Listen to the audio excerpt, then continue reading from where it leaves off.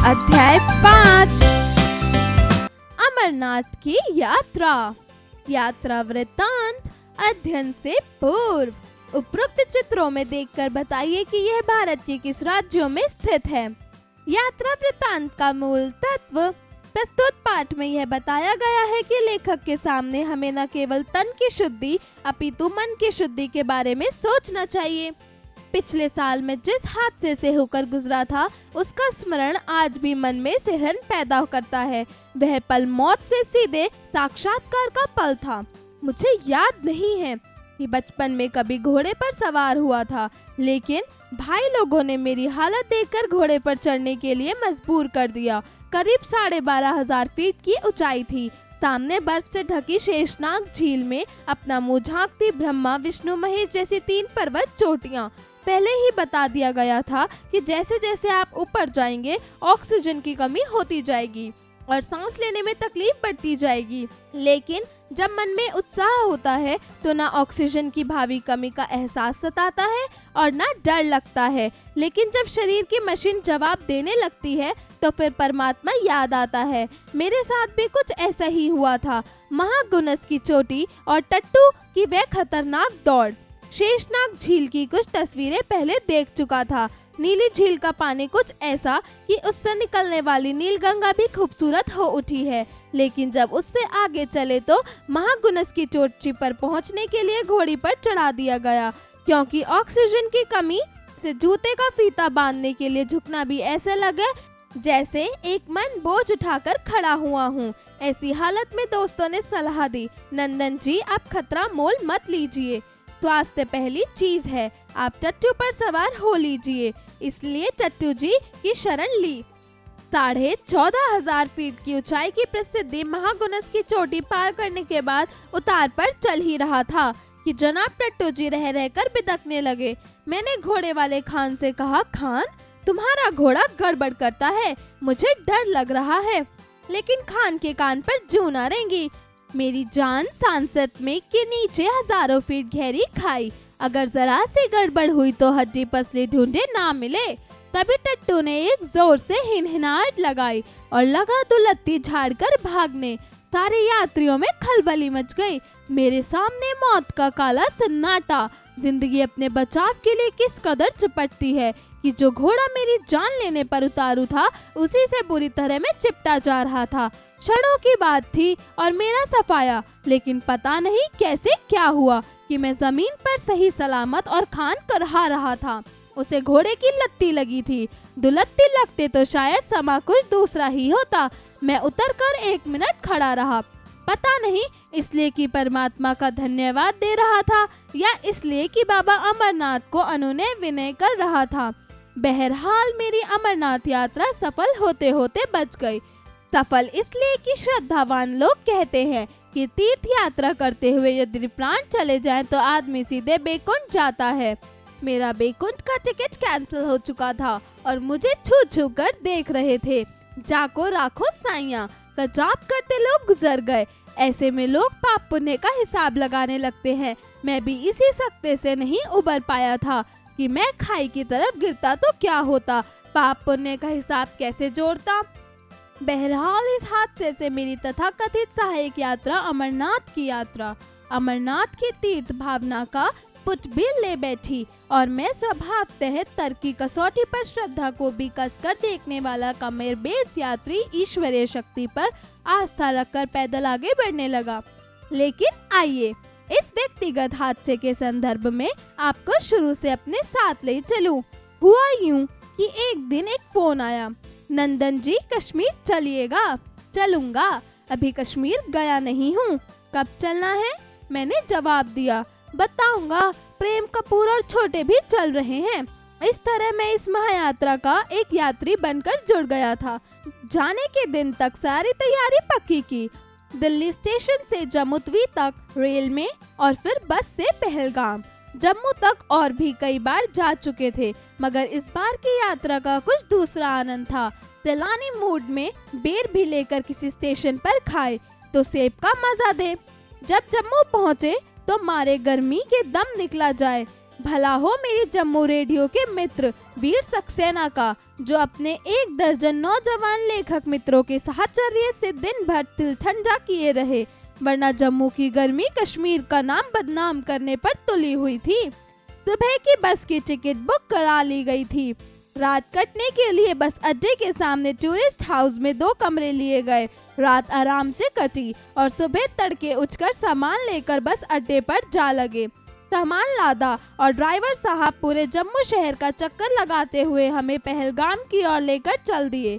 जम्मू शहर की परिक्रमा का कारण तब पता चला जब ड्राइवर साहब की पत्नी उन्हें हाथ हिलाकर विदा करने अपने घर से बाहर आई।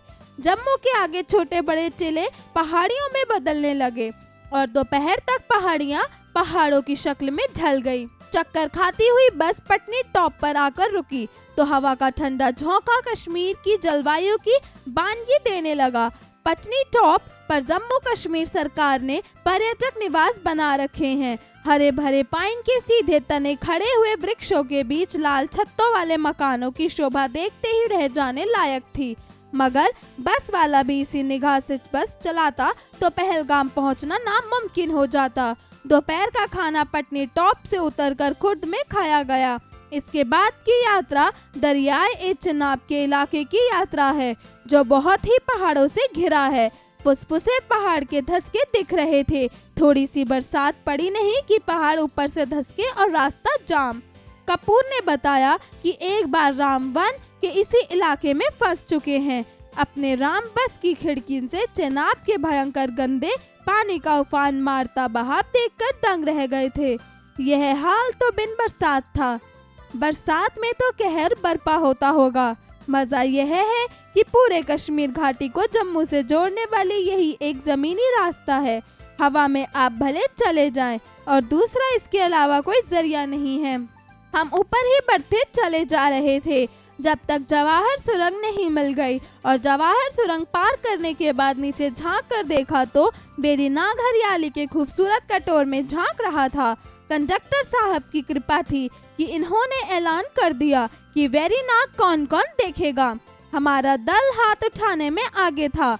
हमें तो सभी कुछ देखना था, लेकिन कुछ लोग थे जो अमरनाथ के अलावा कुछ और देखने को राजी नहीं थे। कंडक्टर साहब ने इसलिए पूछा था कि वेरीनाग जाने का रास्ता पहलगाम के सीधे रास्ते से भिन्न था और उसे अपने बस कारवा से अलग ले जानी पड़ती। उसके अलावा करीब 300 रुपए अतिरिक्त दिए गए और बस वेरीनाग को मुड़ गई। जहां बस रुकी वहां चिनार के घने पेड़ और खूबसूरत बगीचा था। पता चला यह जो नहर बह रही है यह झेलम का उद्गम स्थल है और उस कुंड को चारों तरफ से पक्का बांध दिया गया है। चिनाब के पानी के बिल्कुल विपरीत स्वच्छ निर्मल पानी का कुंड है। यह मानने का आज भी मन नहीं करता कि इतना बड़ा दरियाए झेलम इतने शांत कुंड से कैसे निकला होगा, लेकिन हमारे ना मानने से क्या फर्क पड़ता है। अगर झेलम का उद्गम स्थल वही है तो है। वेरीनाग से जो बस चली तो हरियाली की गोद में दौड़ती रही। फिर जाने कब एक बहुत ही खूबसूरत नदी के किनारे किनारे वह पहलगाम जा लगी। जी हाँ, वह खूबसूरत नदी मामूली खूबसूरत नहीं थी, असाधारण तौर पर खूबसूरत भी। नाम है लिद्दर। सच कहता हूँ, मैंने आज तक इतनी खूबसूरत नदी नहीं देखी। क्या पहाड़ी अल्हड़पन और क्या पानी का सफेद बहाव। तेजी ऐसी कि सांप शर्माए और गर्जना ऐसी कि समूचा पहलगाम उसके बिना सूना हो जाए। पहलगाम का दूसरा दिन करीब यात्रा कार्यालय में ही बीता। नजमुद्दीन साहब छड़ी मुबारक की तरफ लपके जा रहे थे।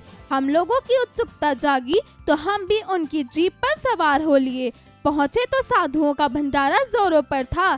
देश देशांतर से तो नहीं, प्रदेश प्रशांतर से आए हुए सैकड़ों साधु अपनी अपनी धुनी रमाए डटे हुए थे। छड़ी मुबारक श्रीनगर के शंकर आचार्य मंदिर में प्रतिष्ठापित शिवलिंग की प्रतीक है और अमेश्वर शिव से श्रावणी पूर्णिमा को गुफा में जाकर सबसे पहले उन्हीं का मिलन होता है।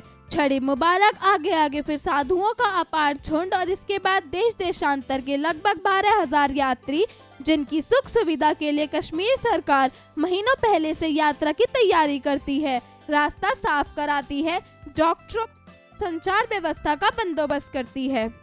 पहाड़ी यात्रियों के जो नियम सीख चला था उनमें से एक नियम यह भी याद आया कि धीरे चलो। वह भी करके देख लिया, लेकिन थकावट आनी शुरू हुई तो जैसी दौड़ती हुई आई। आधे मील के अंदर अंदर यह हालत हो गई कि एक शिला की शीतल छान ढूंढनी पड़ गई। आगे पीछे देखा तो थोड़ी दूर पर केवल छोटे अपना डंडा खटखटाते चले आ रहे थे।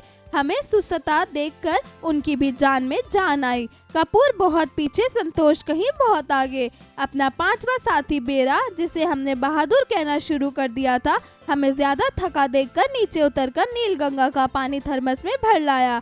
यात्रियों का कारवां ज्यों का त्यों जारी था। धीरे धीरे हम लोग हंसते, सुस्ताते, बैठते, बतियाते चंदनबाड़ी के नजदीक आ गए। हमें पहले पड़ाव चंदनबाड़ी में ही रात बितानी थी। रास्ते में देखा गया कि एक ऐसा भी यात्री था जिसकी टांग थी ही नहीं। बैसाखियों के सहारे यह हमसे ज्यादा तेजी से चल रहा था। इससे हमारी दो सही सलामत टांगों का स्वाभिमान जागा और रफ्तार में तेजी आ गई। नीलगंगा के किनारे बसी हुई यह बस्ती धार्मिक दृष्टि से बड़ी महत्वपूर्ण है। कथा के अनुसार एक बार काम, क्रीड़ा और खेल की बातों में भगवान श्री सदाशिव का मुख श्री पार्वती जी के नेत्रों के साथ लग गया। नतीजा यह हुआ कि उनका मुख अंजन के कारण काला हो गया। भगवान सदाशिव ने अपने मुख को काला देखा तो उसे श्री गंगा नीलगंगा में धोया, जिससे गंगा जी का रंग काला पड़ गया। इस जल के स्पर्श से महापापों का नाश हो जाता है। नीलगंगा के नीले होने का यह धार्मिक रहस्य जानकर हिसाब लगाया कि पहलगाम में लिद्दर लंबोदरी की खूबसूरती का रहस्य नीलगंगा की यही नलीमा है। कुछ आस्थावान यात्री इस पानी को बर्फीली धार में शाम के धुंधलके में गोते लगाते दिखे। चारों ओर पहाड़ी से घिरे समुद्र तल से 9,500 फीट की ऊंचाई पर चंदनबाड़ी के मैदान में यात्रियों का कोलाहल, इंतजाम कारियों की लाउडस्पीकर ध्वनि और घोड़ों की हिनहिनाहट सब लहराती नीलगंगा में खो जाती है। अपने टेंट के नंबर का पता लगाकर उसमें बिस्तर जमाए गए। थकावट के मारे बुरा हाल था।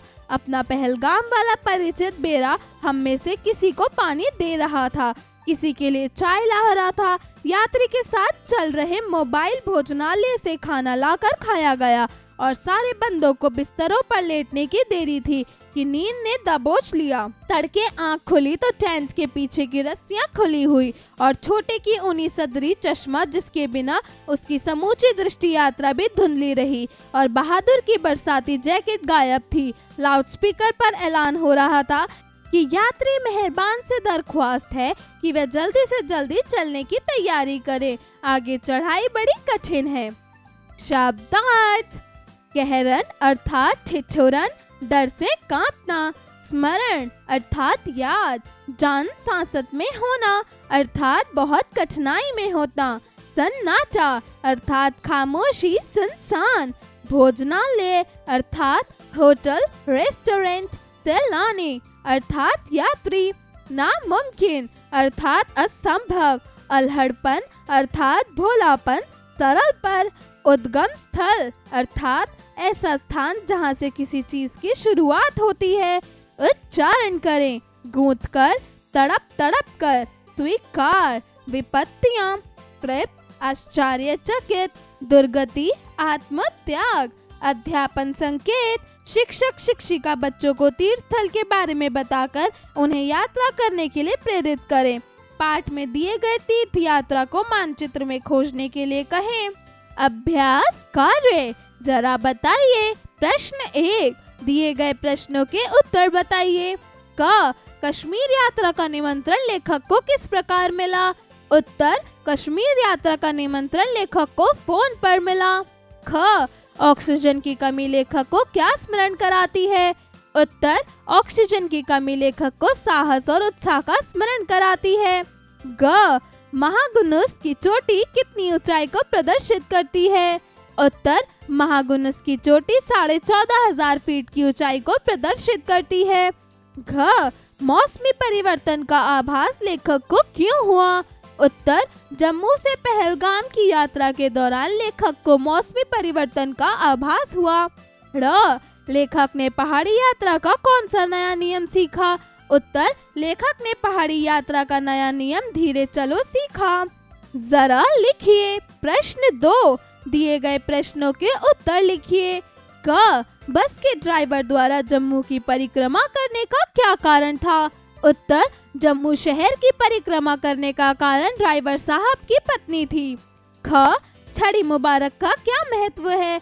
उत्तर, छड़ी मुबारक में श्रीनगर के शंकर आचार्य मंदिर में प्रस्थापित शिवलिंग की प्रतीक है, जिनकी श्रावणी पूर्णिमा को गुफा में जाकर मिलन होता है।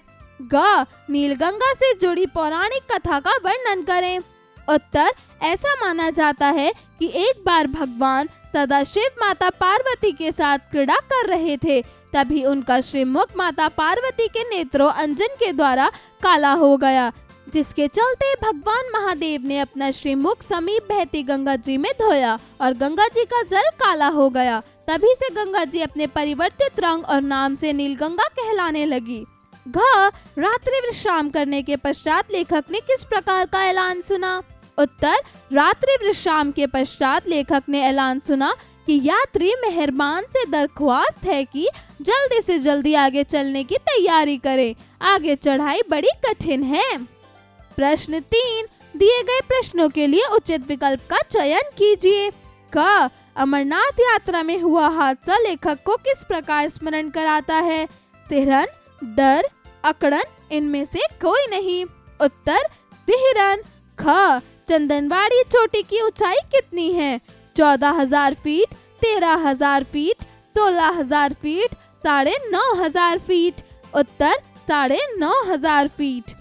ग, लेखक को किसने सलाह दी कि वह चट्टू पर सवार हो जाए? पुजारियों ने, मित्रों ने, तीर्थयात्रियों ने, इनमें से कोई नहीं। उत्तर, मित्रों ने। घ, हरियाली की गोद में बस कहाँ दौड़ रही थी? अनंतनाग, पहलगाम, पेरीनाग, जम्मू। उत्तर, पहलगाम। प्रश्न 4, दिए गए वाक्यों में रिक्त स्थानों की पूर्ति कीजिए। क, बर्फ से ढकी डैश झील में अपना मुंह झांकती तीनों पर्वत चोटियां हैं। उत्तर, पहाड़ियां। ख, पता नहीं कैसे क्या हुआ कि मैं जमीन पर सही डैश करहा रहा था। उत्तर, खान। ग, तीर्थ यात्रा करते हुए यदि प्राण चले जाएं तो आदमी सीधे डैश हो जाता है। उत्तर, बेकुंठ। घ, रामवन के डैश इलाके में फंस चुके हैं। उत्तर, इसी। ड़, नीलगंगा के जल के स्पर्श से डैश का नाश हो जाता है। उत्तर, पापों। प्रश्न 5, दिए गए वाक्यों को उचित रूप से सम्मिलित करें। क, मुझे याद नहीं पड़ता। उत्तर, कि बचपन में कब घोड़े पर सवार हुआ था। ख, सुबह सवेरे उठकर। उत्तर, सामान लेकर बस अड्डे पर जा लगे। ग, सुबह की बस की टिकट। उत्तर, बुक करवा लिए थे। घ, जब जम्मू पहुँचे। उत्तर, तुम्हारे गर्मी के दम निकल जाए। ड़, जाने के दिन तक। उत्तर, सारी तैयारी पक्की थी। प्रश्न 6, सही कथन पर सही तथा गलत कथन पर गलत का चिन्ह लगाइए। क, लेखक ने पहले भी शेषनाग झील को देख रहा था। उत्तर, गलत। ख, जागो राखी साइयां का जप करते हुए लोग गुजर गए। उत्तर, सही। ग, पहाड़ियों के टिले लेखक को जम्मू से पहले ही मिल गए। उत्तर, सही। घ, शंकर आचार्य मंदिर श्रीनगर में स्थित है। उत्तर, सही। ड़, लंबोदरी नदी पहलगाम में बहती है। उत्तर, सही। जरा सोचिए। प्रश्न 7, तीर्थयात्रियों को व्यक्ति प्रौढ़ावस्था में करता है। क्या आप इससे सहमत हैं? तो समझकर बताइए। जरा भाषा पर गौर कीजिए। प्रश्न 8, दिए गए श्रुति संभिनार्थक शब्दों के अर्थ लिखिए। क, अरि, शत्रु। अपनी अरि को कभी भी कमजोर नहीं समझना चाहिए। अरि, संबोधन स्त्रियों के लिए। अरि, तुम कब आई? ख, पर, नगर। पहलगाम एक सुंदर नगर है। पूर, बाढ़। कोसी नदी की पूर बिहार प्रदेश का शोक है। ग, बात, बातचीत। आज दोनों मित्रों के बीच कुछ बातचीत हुई है शायद, तभी सभी लोग शांतचित अवस्था में बैठे हैं। बात, पवन, वाह कितनी ठंडी बात हो रही है। घ, पथ, रास्ता। हमें पैदल चलने वाले पथिकों को पथ देना चाहिए। पथ्य, रोगी का आहार। दलिया और खिचड़ी रोगों के लिए संतुलित और पौष्टिक पथ्य है। ड़, पास, नजदीक, वह दोनों बस स्टैंड के पास खड़े हैं। पाश, शास्त्र, धर्मराज के पास पाश शास्त्र है। प्रश्न 9, दी गई विभक्ति चिन्हों का प्रयोग कर वाक्य निर्माण कीजिए। क में उत्तर, कैलाश की यात्रा में बहुत मजा आया। ख पर उत्तर, पत्नी टॉप पर बर्फबारी को देखकर मन आनंदित हो उठा। ग को उत्तर, कल हम सभी को यात्रा के लिए निकलना है। घ के लिए उत्तर, हमें सर्दियों के लिए कुछ ऊनी कपड़े भी खरीद लेने चाहिए। प्रश्न 10, दिए गए शब्दों का वर्ण विच्छेदन कीजिए। क ऑक्सीजन, ख परमात्मा, ग श्रद्धावान, घ कंडक्टर। जरा रचनात्मक कार्य कीजिए। प्रश्न 11, आप अपनी किसी स्मरणीय यात्रा वृत्तांत के अनुभव को निबंध के रूप में लिखिए। प्रश्न 12, ज्ञान एवं अनुभव एक दूसरे के पूरक हैं। इस विषय पर कक्षा में संवाद स्थापित कीजिए। जरा दिमाग लगाइए। प्रश्न 13, भारतीय मानचित्र को स्मरण करते हुए बताइए कि निम्न प्रसिद्ध तीर्थ स्थल कहाँ स्थित है। तिरुपति, बालाजी, केदारनाथ, रामेश्वरम, पंजा साहिब। जीवन कौशल एवं मूल्य परक प्रश्न। प्रश्न 14, व्यवहारिक व्यावसायिक जीवन के साथ साथ आध्यात्मिक जीवन भी मानव की जीवन शैली का एक भाग है। आप अपने लक्ष्य प्राप्ति में इन तीनों का निर्वहन कैसे करना चाहेंगे?